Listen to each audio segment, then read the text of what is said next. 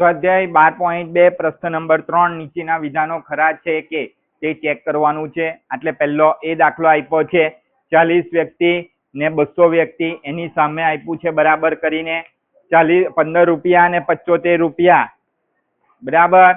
તો ચાલો આપણે પ્રથમ બે સંખ્યાનો ગુણોત્તર શોધીશું. 40 વ્યક્તિ ને છેદમાં કેટલા આવશે? 200 વ્યક્તિ.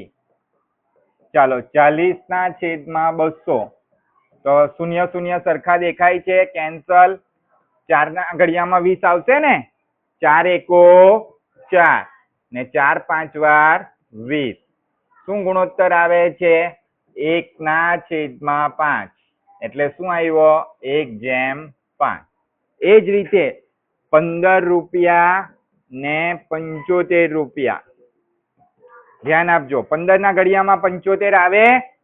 15 ના ઘડિયામાં બોલો પિયુષ, 15 પંચા 75, તો 15 એકો 15 ને 15 પંચા 75.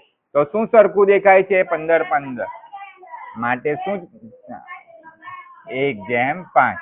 તો આ કેવું છે? ખરું છે ને? આ પહેલું નથી પણ એ છે. શું છે? એ. લખી દઈએ આપણે જવાબ, ખરું. બરાબર, ઓકે. ચલો હવે બી દાખલો. ચલો બી દાખલો બોલો. બી દાખલામાં શું કીધું છે? 7.5 લીટર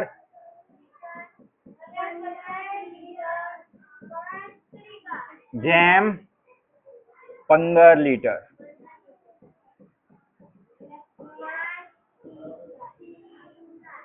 5 કિલોગ્રામ 5 જેમ 10 કિલોગ્રામ.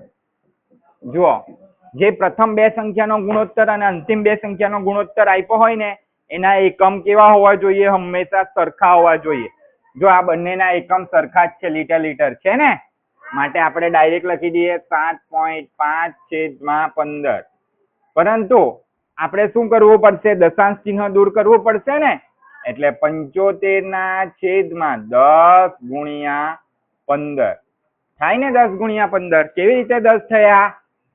10 કેવી રીતે આવ્યા? કેમ કે આ દશાંશ ચિહ્ન દૂર કર્યું ને, એટલે 75 ના છેદમાં 10 લખ્યા.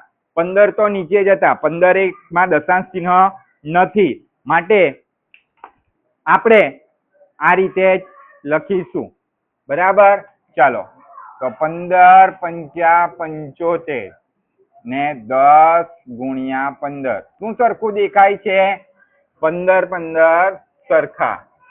5 ને 4 છેદમાં 10. 15 15 સરખા એટલે કેન્સલ કરી દીધા. બધાનું ધ્યાન. એટલે 5 એકો 5 ને 5 2 10.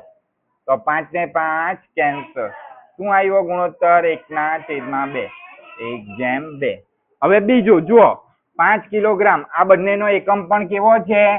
સરખો છે ને, સરખો છે કિલોગ્રામ, માટે બેઠું જ 5 ના છેદમાં 10. તો 5 એકો 5 ને 5 2 વાર 10. તો 5 5 કેન્સલ, માટે 1 ના છેદમાં 2, 1/2. તો આ પણ કેવું છે? ખરું છે. બી, ખરું. હવે આવે છે સી દાખલો. સી.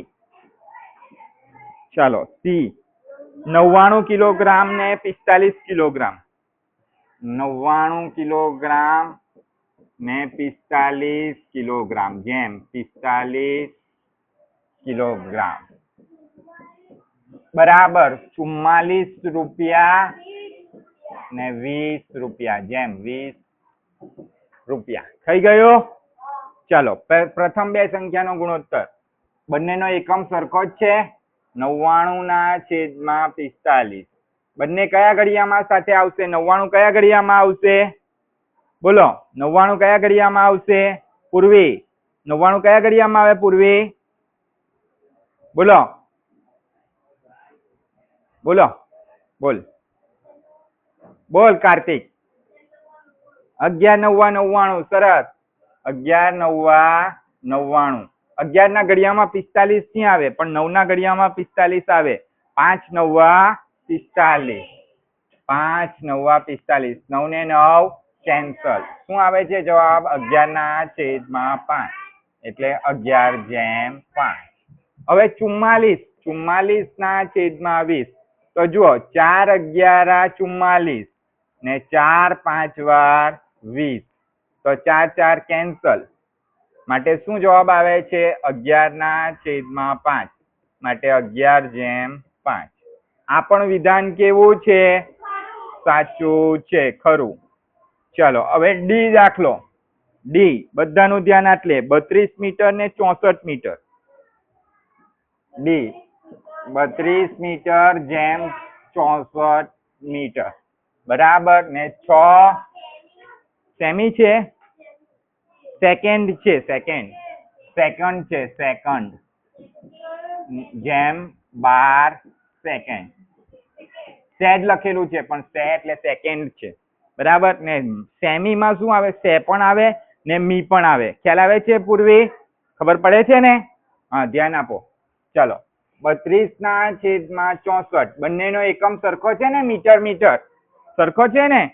માટે 32 એકુ 32 ને 32 દુ 64. તો શું કેન્સલ થાય છે? 32 32 માટે 1/2 1/2 1/2 આવશે.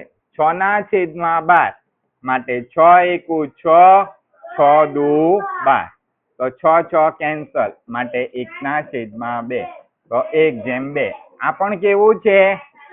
સાચું છે. ડી પણ કેવું છે? ખરું. હવે આવે છે છેલ્લો દાખલો ઈ. કયો દાખલો આવે છે? ઈ.